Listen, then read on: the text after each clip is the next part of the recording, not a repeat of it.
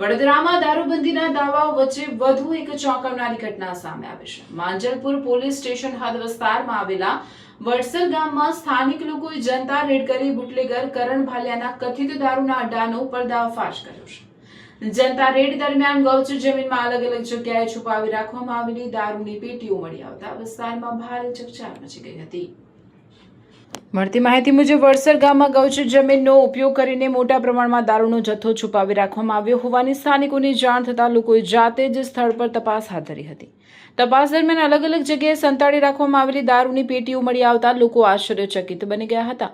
ઘટનાની જાણ થતાં માંજલપુર પોલીસનો કાફલો તાત્કાલિક સ્થળ પર પહોંચ્યો હતો અને મળેલા દારૂના જથ્થાને કબજે લઈ કાયદેસરની કાર્યવાહી શરૂ કરી હતી। ઘટનાસ્થળે મોટી સંખ્યામાં લોકો એકત્ર થતા ભારે હોબાળો અને ચર્ચાનો માહોલ સર્જાયો હતો। સ્થાનિકોના જણાવ્યા અનુસાર જે વ્યક્તિનું નામ આ સમગ્ર મામલે સામે આવી રહ્યું છે તે કરણ ભાલિયા અગાઉ પણ ગંભીર ગુનાઓમાં સંડોવાયેલો હોવાનું ચર્ચાઈ રહ્યું છે। જો કે આ અંગેની સત્તાવાર પુષ્ટિ પોલીસ તપાસ બાદ જ થઈ શકશે। મહત્વની બાબત એ છે કે સ્થાનિક લોકોની જનતા રેડ કરવાની ફરજ પડી જે પોલીસની કામગીરીને દારૂબંધીના અમલીકરણ પર અનેક સવાલો ઊભા કરે છે। જો ગૌચર જમીનમાં ખુલ્લેઆમ દારૂનો જથ્થો સંતાડી શકાય તો સ્થાનિક પોલીસને તેની જાણ કેમ ન થઈ તે ચર્ચાનો વિષય બન્યો છે। હવે પોલીસ તપાસમાં શું ખુલાસા થાય છે અને આ દારૂના જથ્થા પાછળ કોણ કોણ સંડોવાયેલું છે તે જોવું રહ્યું। માજલપુર પોલીસ સ્ટેશનમાંથી રેડ કરતા માલ પકડ્યો બુટલેગર ત્યાં આગળ અને એમને રસ્તાઓ ના મળતા એટલે અમારો સંપર્ક કર્યો એટલે પછી અમે બધા અહીંયા આવી ગયા।